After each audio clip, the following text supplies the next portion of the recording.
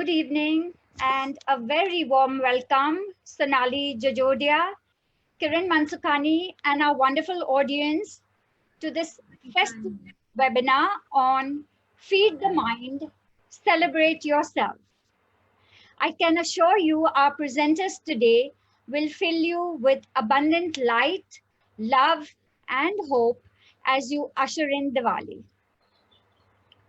For us at Prana Pan India Plasma Donation Project, we have been working extra hard to make it a healthy and wholesome season for you.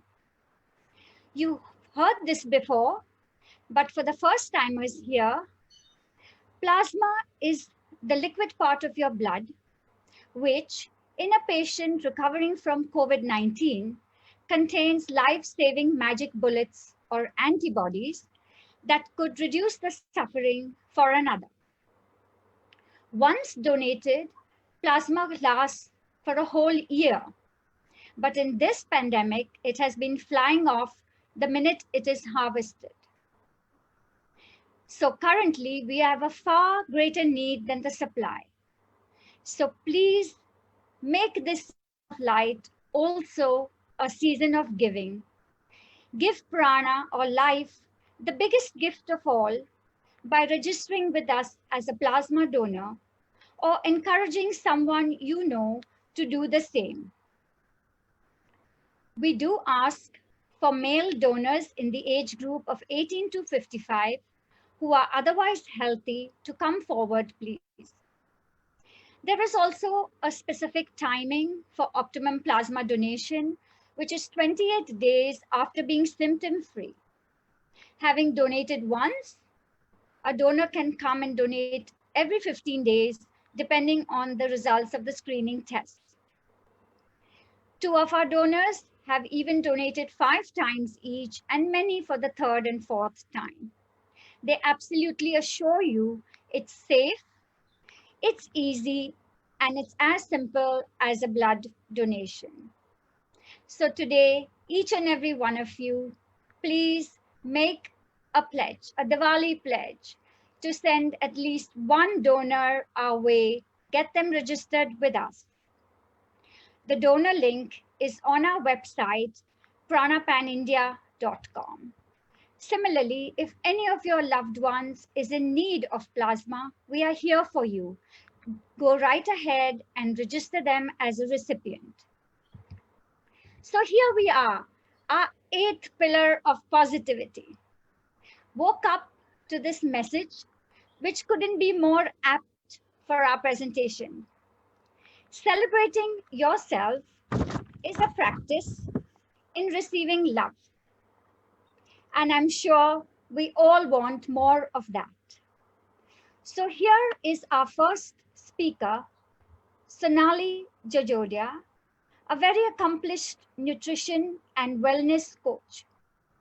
She's all here to give you the perfect recipe to combine traditional street foods during our cool winter days for a happy, slim, and glowing you. She will also empower you with conscious eating tips to celebrate food rather than indulge in it. Can't think of a better prelude to our festivities around the corner. Tell us more, please, Sonali. Thank you, Dr. Maria. Thank you, Dr. Meeta, for having me over on this wonderful platform. And what lovely work you are doing. This is absolutely what we needed at a time like this. And I'm truly humbled and honored to be a part of this. Thank you very much. So now with, of course, we do have a pandemic going on.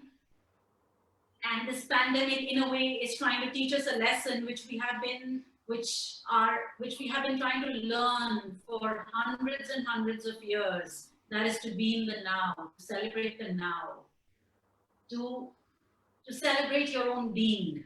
But somehow with the everyday's chores, with the rat race, we often forget. And we do know that we have to take care of ourselves, but we often stay ignored, looking after everybody else. Even when we sit on the flight, we are told, first the oxygen mask on yourself and then on others. We remember it for a second and then soon forgotten. But at a time like this, it is nature trying to reinforce the same message to us that if you're well, if you're healthy, if you're happy, everybody around you is going to follow the same thing. And you'll be stronger to look after everybody around you. And with Diwali around the corner, there couldn't be a better title to this whole talk than to celebrate yourself. And when we talk about celebrating, honestly, there is, I wouldn't go the Dr. Google way where it's like have these 5 foods and have these 3 drinks and have this one mix and there you'll be running the marathon and you'll be glowing. You know, honestly, it doesn't work like that. Because for the body to actually feel that it's alive and it is celebrating each day, there are so many other factors. It's like a 360-degree work that you have to put in to enjoy this body, to actually, for anti-aging, for the energy levels, to keep all the ailments at bay. There are so many other factors which we are all aware of, but I'm just reinforcing today. Food being a part of it, but the other being the environment, be it your family, be it your friends, or be it the city you're living in. Then it is about the sunlight, which we take so much for granted. But now with all the you cry about vitamin D, well, we know we appreciate the sunlight even more. It's about how the gut feels, because that is your little kitchen of the whole body. So your gut health is very important. Your attitude. I was reading about why Denmark is the happiest city in the world. Why something like Denmark is the happiest city in the world because they have a phrase. I'm forgetting the name, but that word means "chalta hai." Everything, it's okay. It's okay. It'll pass too. It's like my client's movie where he has this famous dialogue, "All is well." And honestly, when you have that attitude, all is well, everything, you have to go through that little test, but eventually everything turns out well. I'm a Delhi girl, and though a Marwari, but Delhi, I loved the way they spoke. Ho jayega, chalta hai, kha lo, dekh lenge. Wow. I mean, those were words. Now I know the true meaning of it, because that is what makes the attitude. The carefree attitude, most of the time is what you need. I'm not saying be casual all the time, but to have good health, it's important to have a good mindset. It's important to take things on a lighter note. And now when we even talk about, when I'm going to be talking about conscious eating, we all eat, we all enjoy certain foods. We know there's enough information on Google. We know the good foods, we know the bad foods, we know why we should have almonds, we know why we should not have walnuts, we have all the information. But when it really comes down to eating, do we actually give that respect to the food? Do we actually take time out to enjoy that meal? Do we just eat for the sake of it, or we actually taste our food, we feel our food? Do all the 5 senses, do they waken up when we are eating our food? You know, when in the olden days, my mom is there on the chat right now, and for her it was like, ye baat to sabko hi pata hogi, but I have to tell her, Mom, we have to kind of keep reminding ourselves of these little things. How my ancestors, my grandparents, I remember them eating. The thali would be there. Everything would be served little by little in each katori on the thali. They would take the fragrance of the food. They would touch the food. They would eat with their hand. And this movement, by doing this movement, the brain knew when to stop. The brain knew when the tummy was full because it got time to understand. They ate every morsel. They enjoyed. Because after the whole days of hard work, it was this food that was being looked forward to and was being celebrated. And that was conscious eating. Right now when we eat, well, our mobiles are on, our Netflix is on, best time to argue. So that is the only time the whole family sits together. It's like, okay, let's just finish that argument. There's so much of chaos that the food is like, notice me. But where do I notice you with so much of chaos? So we are not really giving it that attention, that little prayer that was read, because food is all about energy itself. I mean, it is energy. So where is the little prayer we are doing? Where is the mindful eating? We are taking the bite, and the next bite is ready. Then we're taking a bite, next bite is ready. And in this whole process, the chewing goes for a fix. How many of us really chew our food? It's like, okay, 2, 3 bites, and then, well, we have to finish the argument, so let's just swallow this and we get to the next topic. Or we have to talk about the next episode of. Shall I go on? So we have to finish a conversation. So everything is in such. आवाज तो आ गई थी. Done speaking. मेरे पे यार वो आ गई थी आवाज, फिर आपने पता नहीं क्या कर दिया मैंने. Your video is stopped. Her mic is off. Her mic is off. Doctor, your mic is off. Sonali, you are on mute. Can you unmute yourself, please? You're on mute. लेकिन अब Have I been mute all throughout?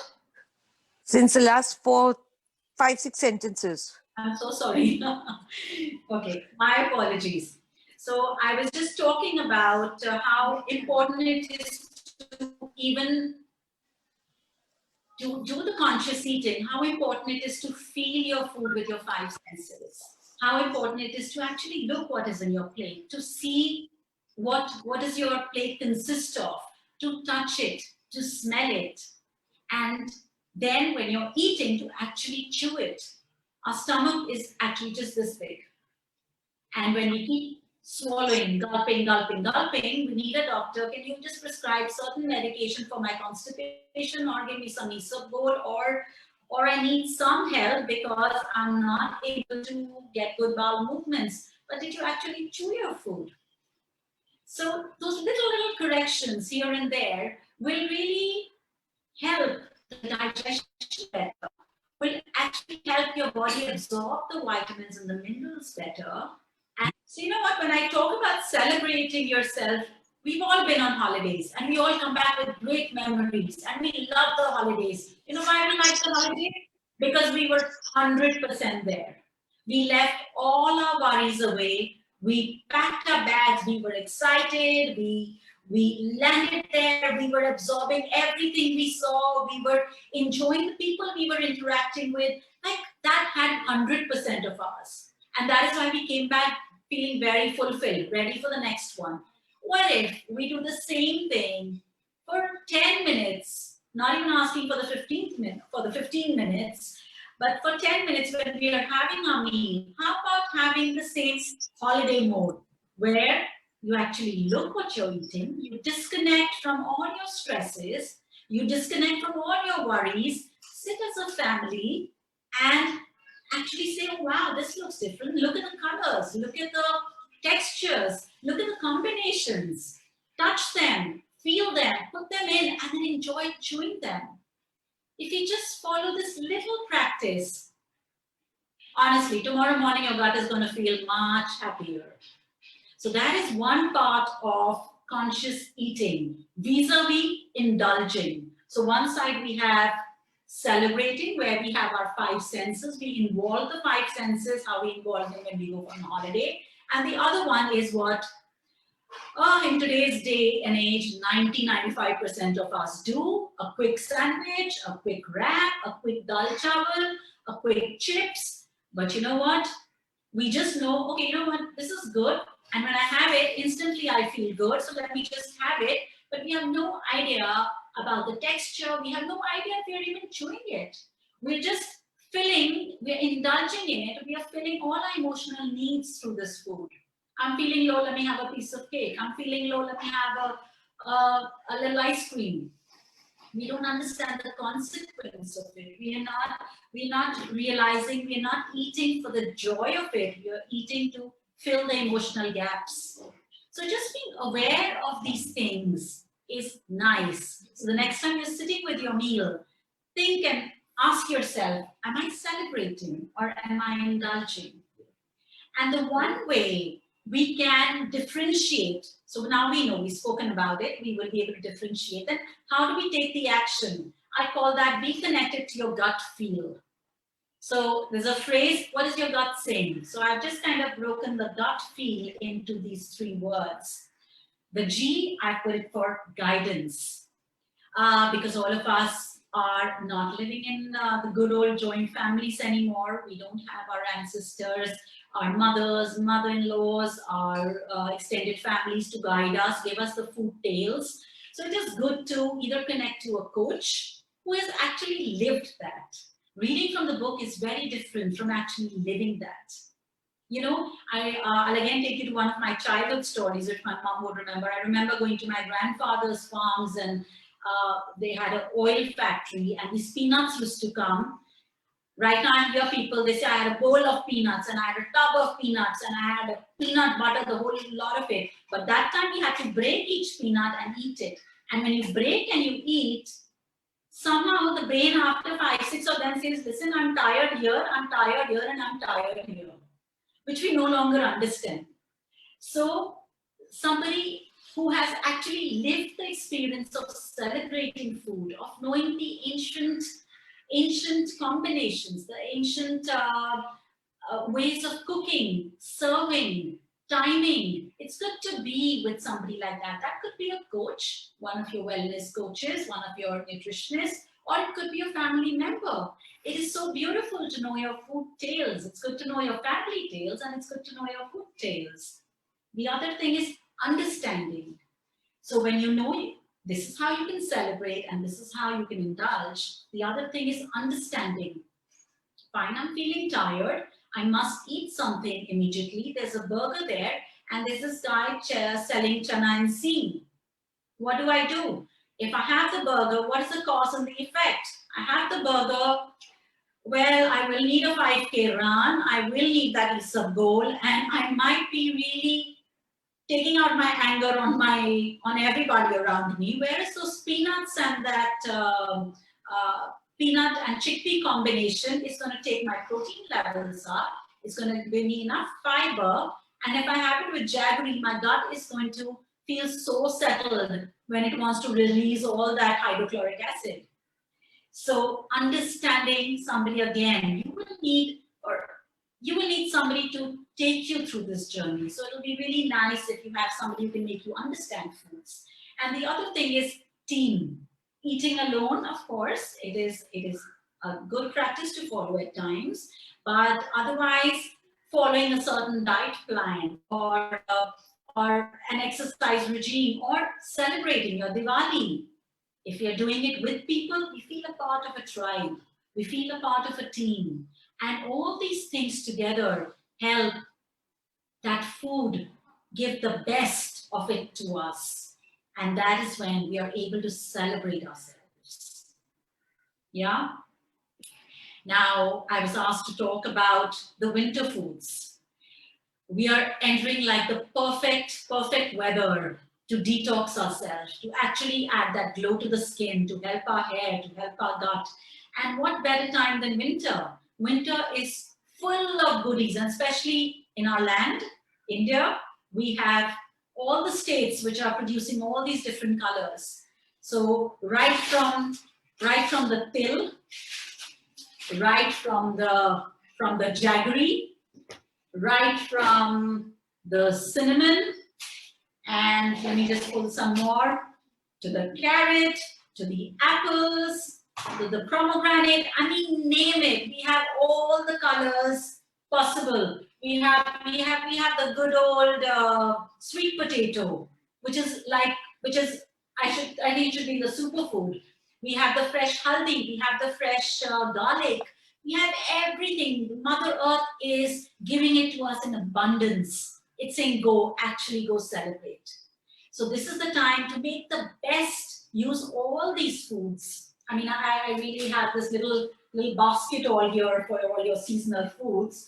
And this is the time to actually make your plate look colorful. Because let me tell you, when we talk about there's a bit of misconception. They say, oh, I'm on this XYZ diet and I'm off carbs and I'm off protein, and I'm off milk, and I'm off ghee. Well, there's a whole list of I'm off so many things. But you know what?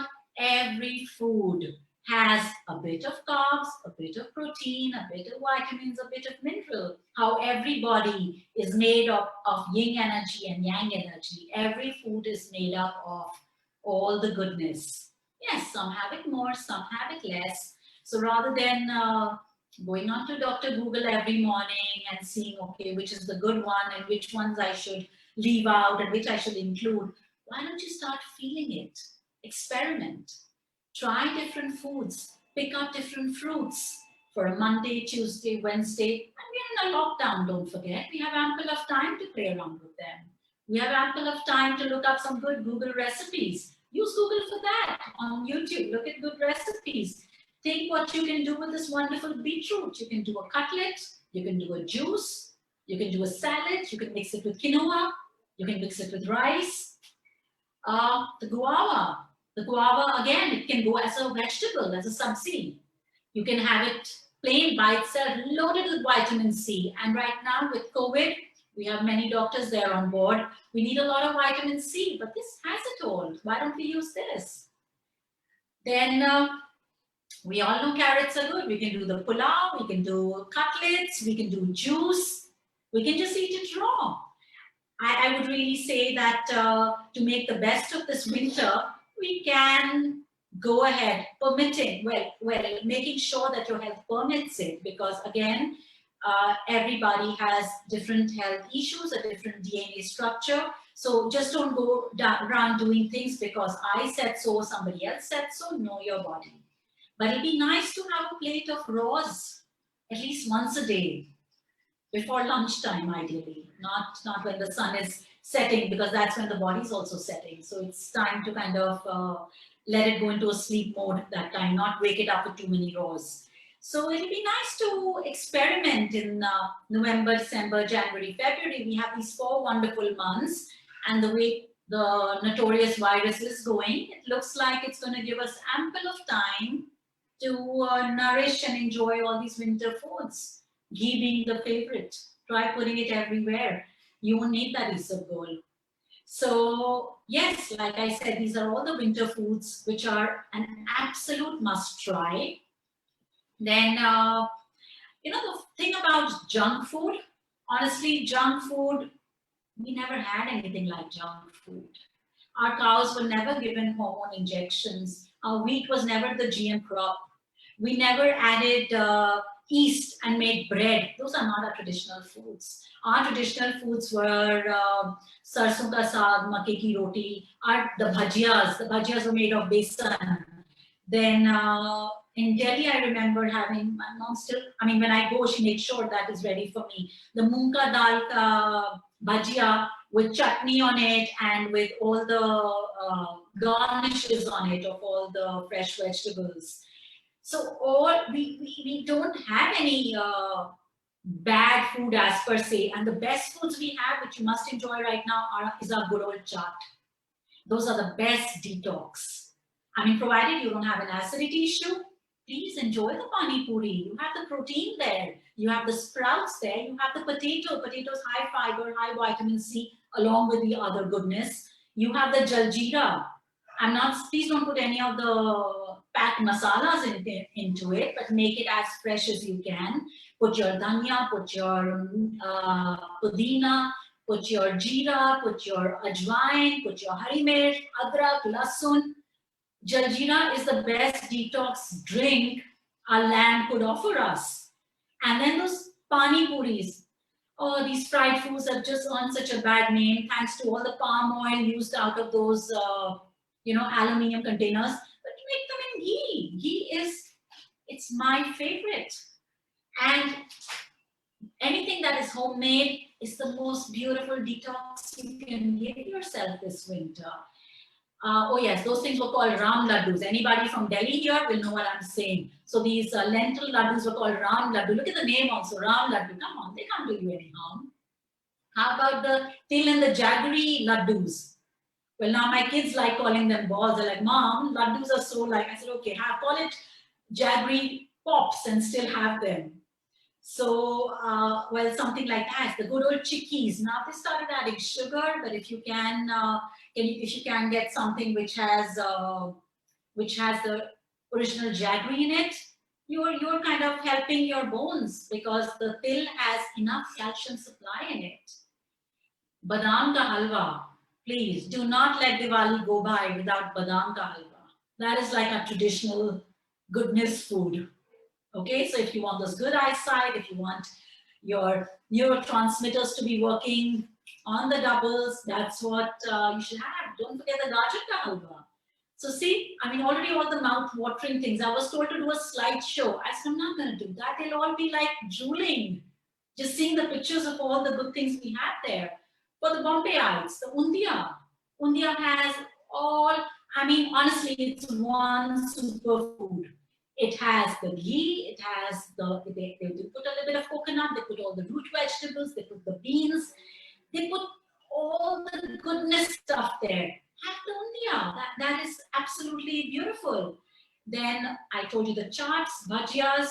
We miss the monsoons, but you can still enjoy it with your masala chai. And our traditional masala chai takes care of your respiratory system like no other medication because it has pepper, it has cinnamon, it has a lot of goodness. I'm forgetting right now, but it has a lot of goodness made the traditional way. I'm not talking about anything that you're pulling out of the packet, because like I said again, the content that is used to make that food item, the raw material that is used, that is the first important thing. And when it's homemade or made from sources you're well aware of, that is when you're having the good food. That is where you're having the happy food. Whereas if it's made from ingredients that you're not too sure of where they're coming, then your gut, no matter what is written on the label, you reject it completely. Because your gut doesn't understand manipulation. It understands good from bad. And what else? What else shall we talk about? Let's talk about the dry fruits. The dry fruits, even if you're following any kind of diet, if you're doing any kind of thing, a fistful of dry fruits, you're done for the day.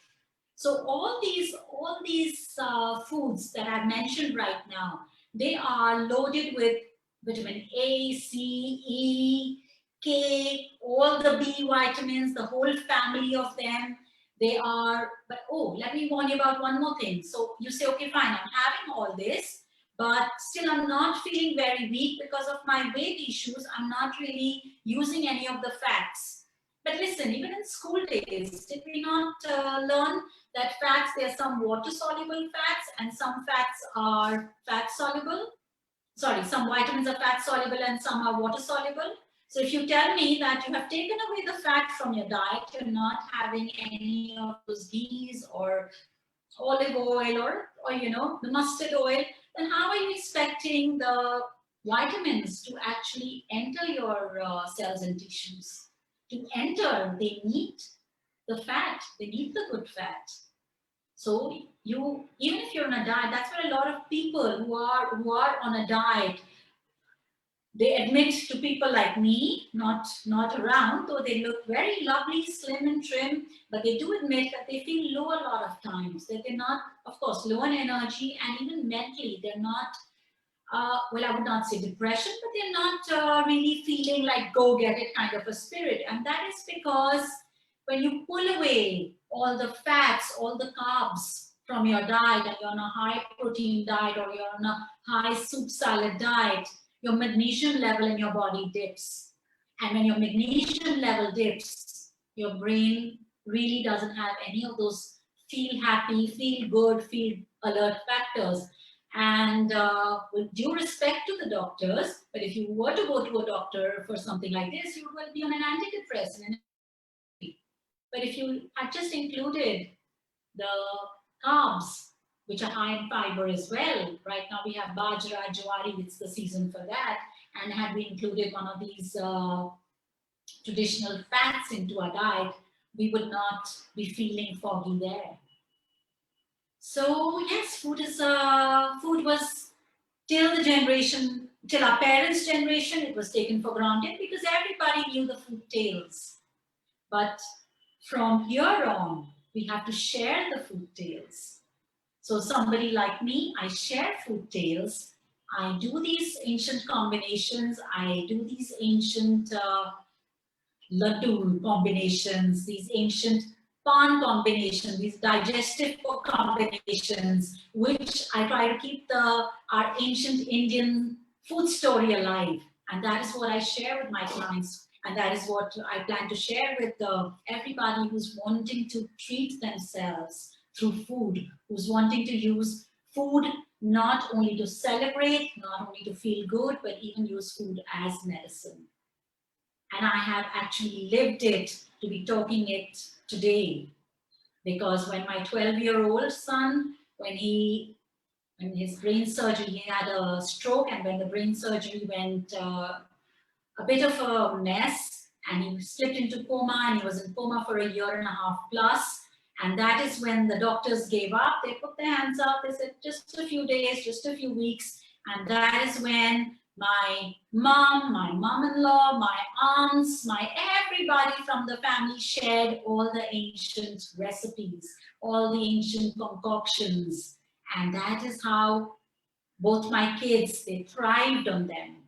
So today, when my little one is also gotten into competitive tennis, well, one thing that really keeps him going is the jaggery, the ghee, the til, because he needs strong bones. And my other one, who needed all these foods as medicine to come out of his coma, well, these are the ancient food tales that helped him too.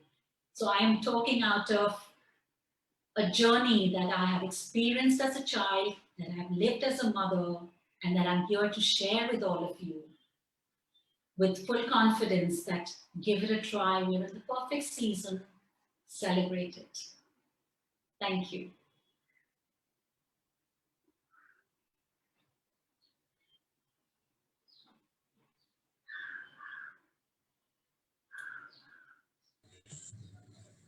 You're on mute.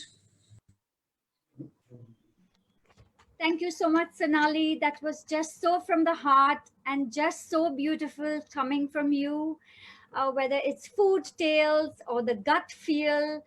I think you've just added the sparkle and shine to all those winter wellness foods, brought that basket, like a Pandora's basket, to help us to learn even visually, and left us with so much food for thought to find better ways to plate our souls. Thank you. Thank you. Thank you very much. Thank you. Just as Sonali brought that sparkle and shine to us, we here at Prana are working to add a larger glow to your lives this season. Beyond plasma, we have inaugurated our blood and platelet donor project last week to help the city with these critical needs. We have also devoted ourselves to spreading the message that a mask is the vaccine until we get the real deal. That's a big take-home message for today, please. We cannot leave our homes unless we are masked. We must practice social distancing and hand hygiene to stay safe, especially during this festive season. We are also studying recipient outcomes amongst those who received plasma in the last 4 months. And we are happy to round off our very first research project soon with our second speaker, Kiran Makijiani, to guide our team. Kiran is an esteemed psychotherapist and faculty at National College, and has even just authored her first book on counseling. She is all armed up here to help you give yourself the biggest gift of this season, loving yourself back to positive health. She believes self-care is just like going on a date. Let's find out how. Kiran, over to you. Your mic is muted. Mic. Yes. So, hello everybody, and thank you for that warm welcome, ma'am. And it's great pleasure that we are all here. So we've been talking, you must have been reading Romancing Yourself, and let's see what this is. Self-care, how is it going to happen? Well, before we all start, I just want you to quickly just hug yourselves tight as you can. I can't see all of you, but I definitely want you all to do that. Just hug yourself as if you are hugging your loved one or a baby or someone who's really making you happy. I see some smiles. Some of you might be thinking, why is she making us hug ourselves? Well, there are times when we want it, but we are probably not in a circle where we can ask for it. Or we don't voice it and we are like, oh, I wish I could get a hug. So for me, romancing yourself or dating yourself and self-care begins with just doing the simple act with yourself whenever you need it. You could be low. I know I'm not saying that you have to give up all your needs when you need someone sitting with you and talking to you, but doing that for yourself definitely would at least get you a smile. Okay. So I tried a lot that I show you a presentation and I have worked on it. I did a lot of stuff. I'm not going to make use of it. And it's just something that we can, if we would have been in person or if I could have more facility to actually do this interactively, it would have been great. But I would request you all to keep the comments coming. And I'm going to throw some questions as we talk. So please, if not anything else, at least put them up in the comment chat box. Yeah. So starting up with self-care. Of course, apart from loving, it's like you say that you're loving yourself and how we have called it, romancing yourself. Again, there's a disclaimer. It's not the cliche way that it sounds to be. Okay. So, taking care of yourself or just doing things that you like. I'm sure we all want to do it, but we can't do it always. Just because we have our own responsibilities, or we are so tied up with work, we are taking care of our loved ones, and in the process, while we are fulfilling our responsibilities, we kind of forget on taking care of ourselves or doing things that we would love to do. Now, when I say things that we would love to do, I even mean something as small as just sitting by yourself for 5 minutes in a day and doing nothing. Like absolutely nothing. You could just want to, just take a break. But we do not even have those 5 minutes at times to take that break. And we're like, oh, I'd rather finish up some work. Let me get this done. Let's get that done. Let's place this order. Let's call someone. Let's, work calls. So why can't we not just sit 5 minutes by ourselves and do nothing? Okay. At this point, has anybody ever tried just sitting by yourself just for 5 minutes doing nothing? Like nothing. And I mean nothing as nothing. Not even checking your WhatsApp or, keeping your TV on. I haven't. For myself, I haven't. Welcome to Unmute and Answer.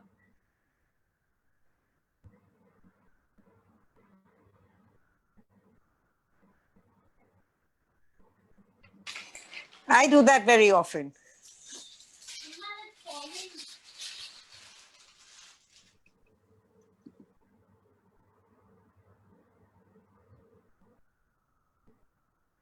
Hi, Kiran, we've lost you. Kiran, please unmute, darling. We've lost you. Sorry. I didn't realize that I was on mute. Yeah. Okay. Yeah. So someone said that you get restless. Tejal ma'am said that she does it. So getting restless, I would like to address that. We have never done it. We find it so unusual at times to just sit and do nothing. Like, okay, we might have XYZ task to finish up, or we are, and even keeping our phone. It's just ironic. My phone is still with me, even though my attention is right on the screen. But just in that thing that what if I might have to answer a call? The idea of I mentioning this is it gets difficult to find time for ourselves. We may be engaged in the things that we are supposed to be taking sole responsibility for ourselves, our passion, but we are still diverting somewhere else. We still are working with the so-called baggage or the way that we need to do other things. I'm not saying you forgo your responsibilities, but while you're doing that, 5 minutes, 10 minutes, your way. Okay. Now what happens is many a times while we are doing this, we might get into that whole idea, oh God, am I ignoring my responsibilities? Or shall I complete and fulfill my responsibilities and then come down to seeing what I need to do for myself? Or I'll just go for a vacation once I'm done with everything. After exams, I'll take a break. After this project, I'll take a break. And trust me, I do that too, okay? But it never happens. The break never happens. So now, and that I see that it never happens even for myself, I have started like, okay, my routine may have at least 10 things, but that one thing has to be mine. So for me, my one thing is my 4 o'clock chai, which is like mine. You can't take it away from me. You do anything, but you can't go away. The only reason, the thing that happens there is I can just take my time off amidst all the responsibilities that I have to finish up with.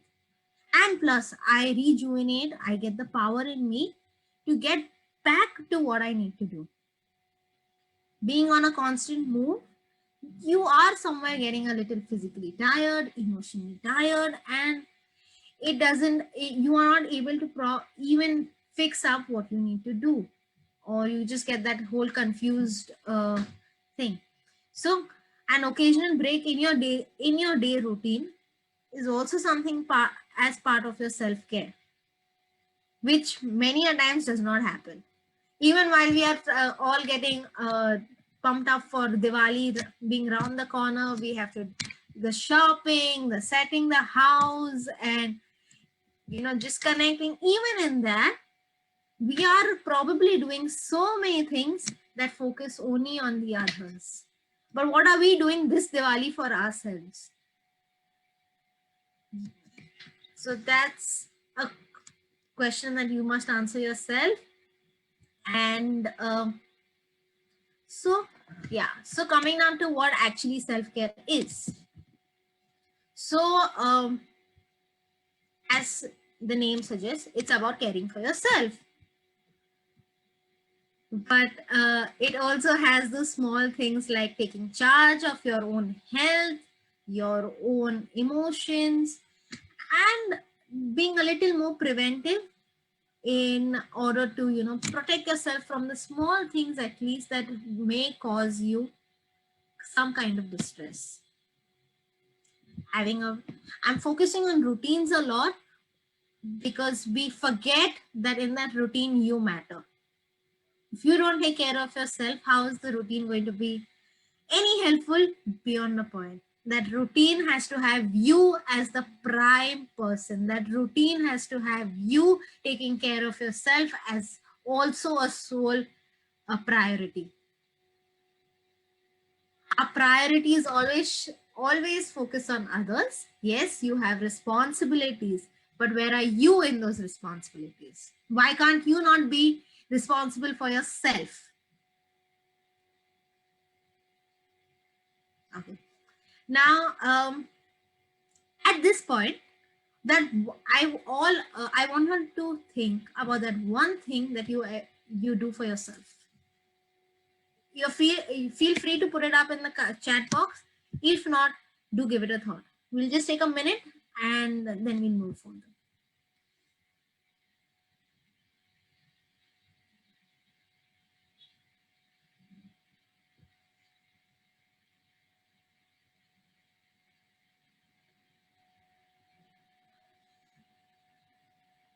Ah, Netflix. Yes, that's our guilty pleasure.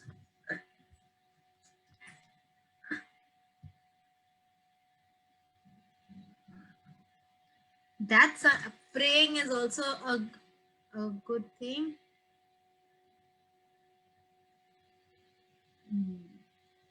So, do we do this regularly?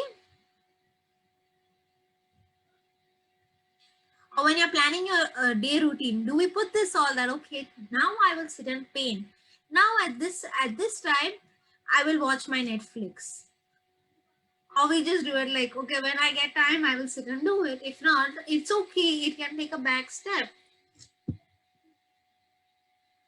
Music while commuting is like the the key. Exactly. Okay, so someone says not regularly. Exactly my point. We plan a routine for everything possible. We list down all the tasks that we need to do. But where are you in that task list? Where is what you want to do in that task list? So next time when you're actually planning your day out, do find a spot where you can put yourself as a priority. You yourself for yourself.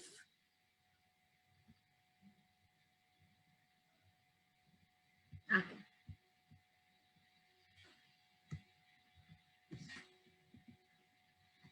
Now what can self-care be?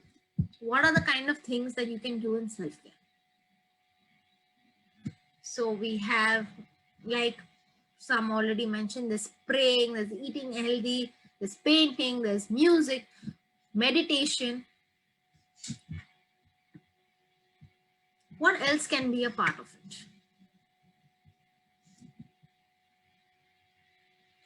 I'll definitely. Saying no could be a part of it. Setting boundaries could be a part of it. Yeah, like anybody tells me anything, okay, I'll do it. It may not be possible that particular day, but okay, I'll do it.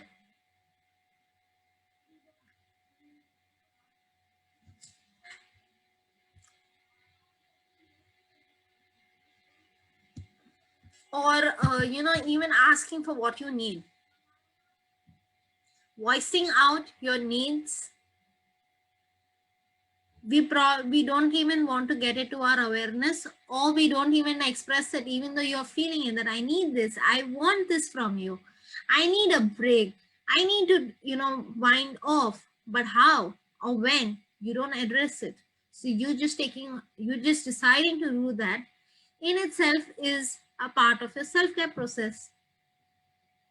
Now all of this may get in feelings like guilt, or like, am I being selfish, or will I hamper my other responsibilities, will I be able to fulfill it, will I have the time to fulfill the responsibilities if I take out the time for myself, or if I decide to go for a vacation.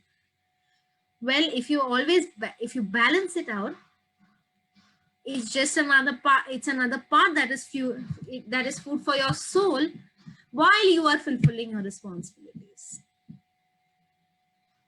It's all about balancing your responsibilities and what you desire.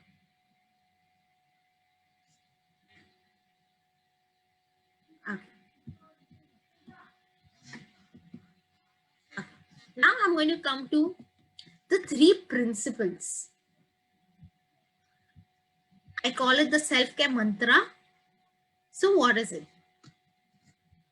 The first mantra: I can only care for others if I care for myself.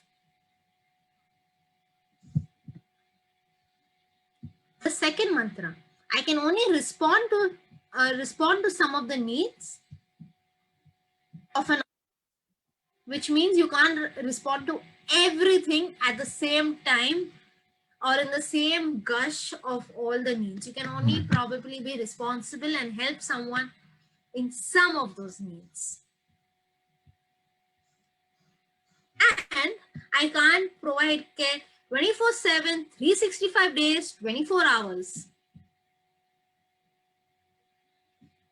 reaching out to everybody, taking care of your kids, family, in-laws, friends, taking care of everything.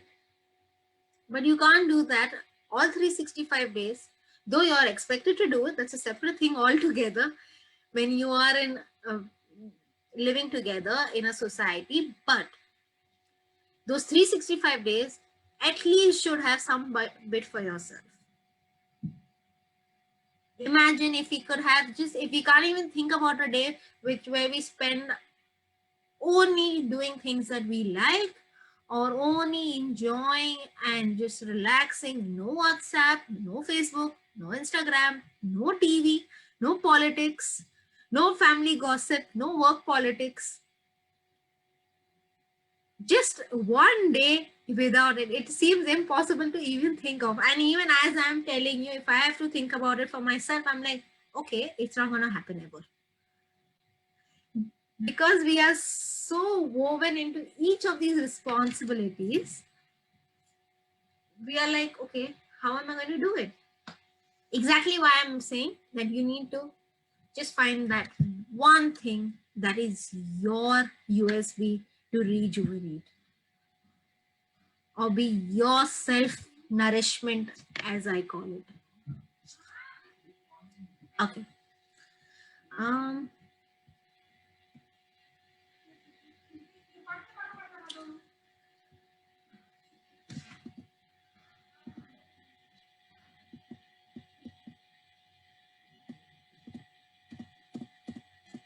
Okay. Now, coming down to something what I call as a brain dump. Now, if like we all know, there's always a garbage can. We put in everything that we don't need over there. And if you'll realize, at some point, things that were once useful turn out to be, after a point, not useful, and you discard it and it goes in that garbage can. But have you ever thought about your thoughts as to what you need to keep with you and what you need to discard? So how do we do that? So that's my brain dump. So getting out all your thoughts, expressing sometimes gets difficult. You may not even be around with a confidant, or you may not be talking to someone. It's absolutely fine. You can do it for yourself. Just list down whatever is bothering you, or whatever your thoughts are, your responsibilities, your tasks, your concerns, your fears, your anxieties, everything. Just list it down and just, get it out of your system. Also, while you're doing that, once you start doing that, you'll realize that that in itself will give you also a tiny bit, at least, if not a eureka idea, but some way to deal with it. And you'll also know whether you want to discard it or you don't want to discard it. So that's brain dump. And yeah. So I was mentioning about it's okay to be unproductive.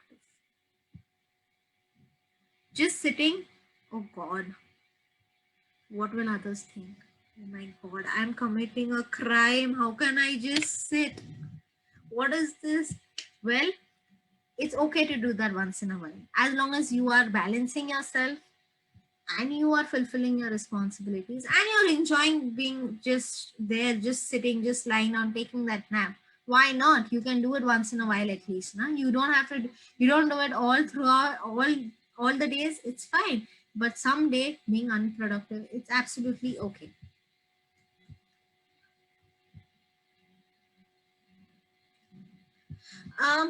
Okay. So what happens? Apart from all of this, we always have a child within us. We always want to do that little masti, that little, unconventional way of things.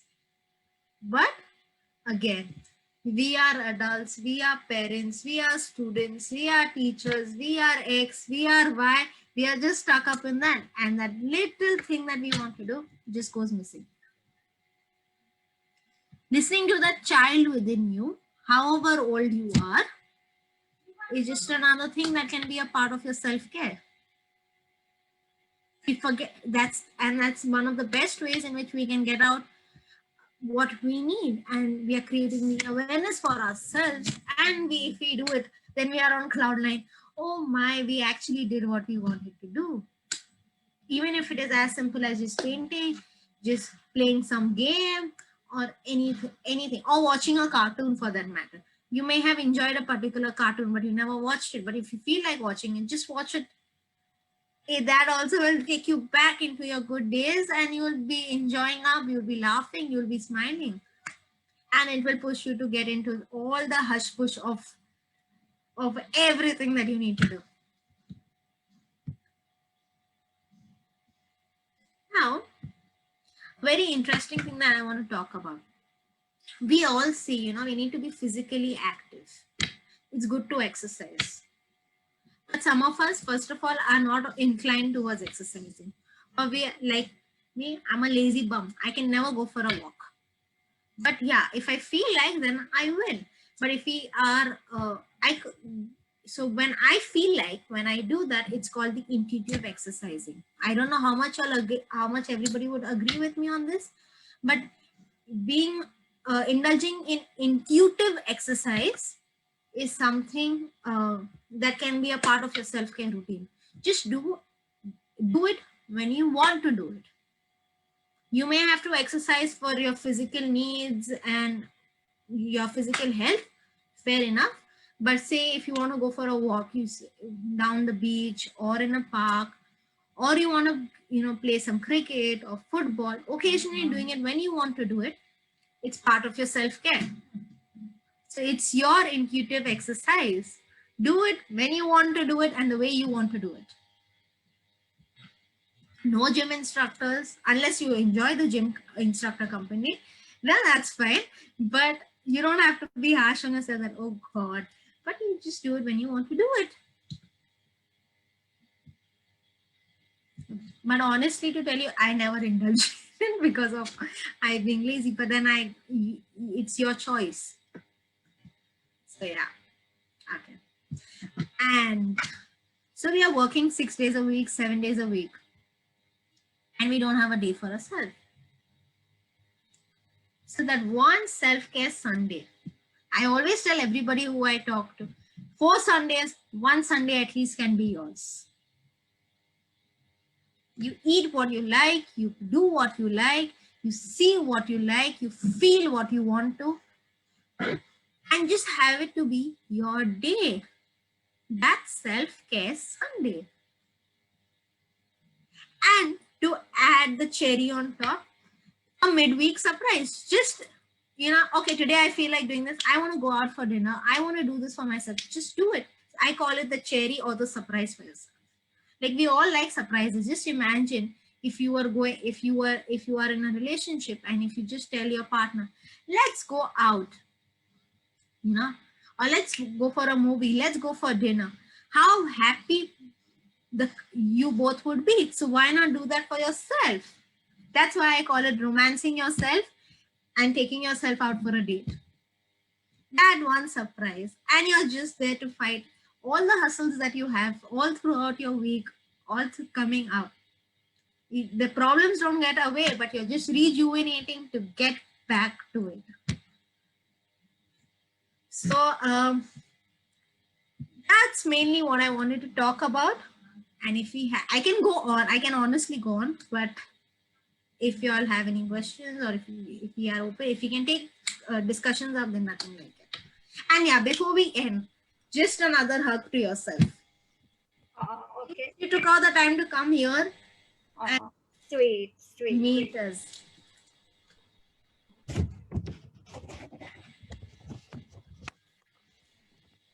Thank you, Kiran, from hugging yourself to making that little time, getting a cherry on the top. That's the piece of advice I'm going to take, because I think since Prana started 4 months ago, I just haven't had a minute's break. So maybe I'm going to take tomorrow off, really take you up on it, and hope everyone takes home these little tips from Kiran on loving yourself. I often quote Mother Teresa in many of my presentations, who said, "Do all things with great love." But Kiran just reminded us not to forget about ourselves. Thank you, Kiran. We will now take questions. If you can please post them in the chat box, and I'll take. I already have a couple of questions for Sonali. Could you please unmute yourself?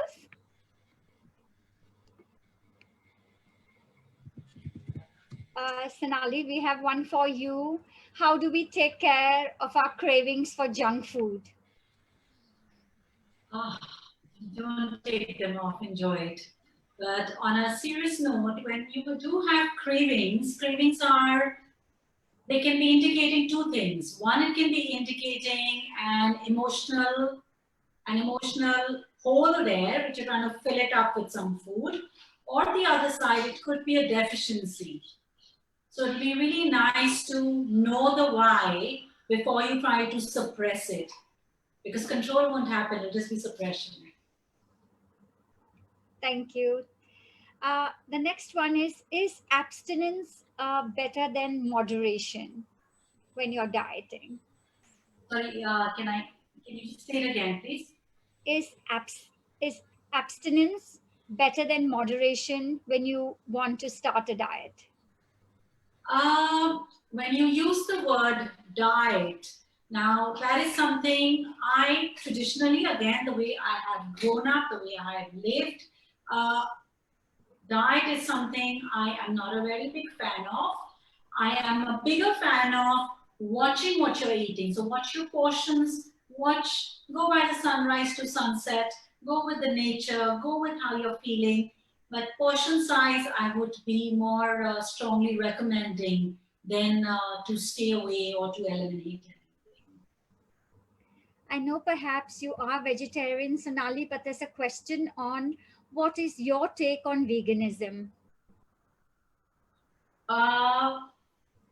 So it is, like I said, all these fad diets are good for a while, but they do come at a cost.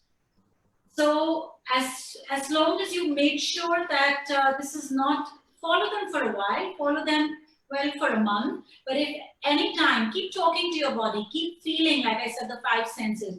And at any point you feel that something is going out of balance, please do check with your coach, with your consultant and all. Make sure you don't develop any deficiencies, because in a lot of these diets, the vegan diets and the keto diets and a lot of these whole lot of diets, there are few deficiencies which sneak in and then they show up as certain symptoms later on. So it's good to be aware. This one from Nadi. Nutrition and mental health are closely related. Could you broadly give us a list of foods which are positive for our mental health? You're absolutely right, Nadi. Food, gut and brain connect. You know, I remember we were always told that a way to a man's heart, well, man and woman heart, is through the tummy. And how can that be? I mean, they don't eat that much. But what it meant was, if you have a nice balanced gut, not too acidic, not too alkaline, the neurons function much better. So that is where a lot of elimination should not happen. They should be, when you look at your plate, it should be a colorful plate. It should have a lentil, a pulse. It should have a vegetable, probiotic. I'm telling you, we are all blessed to be in the country that we are, because our achars are probiotic, our dahi chawal is probiotic. So have a bit of that, have your green. Of course, watch your portion size. If you're watching our weight, don't have the whole roti, have half a roti, but do have it. So make sure you have all the food groups there, watch your portions, and remember, to lose weight or to even stay mentally alert, there has to be good circulation all over in the body, and that will only happen if you're active. So go on a DIY mode at home and outside, that is do it yourself. And of course, again, that's something that the pandemic is teaching us, all of us lone staff. So DIY, that's going to help you with your mental health also. Rati asks, what do you feel about dairy and all sugars being pro-inflammatory? Okay, when we talk about dairy, Like I said initially, Lord Krishna grew up having the butter and the milk. It wasn't the milk that was a problem. It was the hormones that were injected into the cow to make them lactate that much more, to make them healthier, bigger. And our body takes it as an invader, as something foreign, and that's what our body tries to fight. And that's where the disease is, or that's where the discomfort comes from. So, like I said, there's no good food and bad food. It's what we've done to the food that has made it a dead food and a live food. That's made it a toxic food and a more palatable food. So if you can get something which is not adulterated, well, do enjoy it. But yes, keep one more thing in mind. We have our body, because of the environment, stress levels and everything, we have started showing a lot of allergy to a lot of foods. So please, whatever you do in terms of food, in terms of your well-being, it will be really wise to invest into a good coach who will put you on track, and then you take off from there. Because this is a science. And like I said, somebody who's lived the science will be able to make you understand the reason, will make you understand the whys of things. And then you take off from there. But don't be casual, and don't be casual, and don't be a Dr. Google there about it, because there are allergies, there are food rejections, certain blood types, certain blood groups reject certain foods, certain environments, certain stress factors reject certain foods. So it'll be really nice to sit and talk the food tales. Thank you so much, Sonali. I'll just take this one before we move over to Kiran. What are the best oils for cooking in your opinion? Well, we'll go by the season. So right now, when we are into the winter, I love the ghee. So all your green veggies can be in ghee. You can use olive oil. It's the time to use mustard oil. I would really advocate mustard oil, because that is the winter oil, and it's very good for the bones as well. So if you were to ask me for the winter season, I would say go for an oil. Again, talk to your mother, talk to your grandmother, ask them what they ate, because genetically your body will accept certain oils which are maybe not good for everybody, and your body will reject certain which are good for everybody. So keep the food tales going. Lovely. Yes, we will. That's such a beautiful way of putting it. I have a question now for Kiran, please. How do you find a balance between procrastination and self-indulgence? So when it comes to procrastination, the main premise would be you're trying to avoid, or you are putting behind a responsibility or a task that you need to do. When it comes to self-indulgence, it's the reverse, that you're doing something to take care of yourself. So once you identify that difference, I think that's when you'll be able to know whether you're procrastinating or you're into the self-indulgence bit. So that's what would help you set the balance. How do you deal with guilt if you put your needs over others? So I would say when you are putting your needs over others, working on what your priorities are in the moment is something that you should evaluate, because obviously if it's something, if it's a critical or a crucial thing, a crucial responsibility, you probably even wouldn't be able to say no, and you will keep your focus, your attention on that thing rather than looking into yourself. So rather than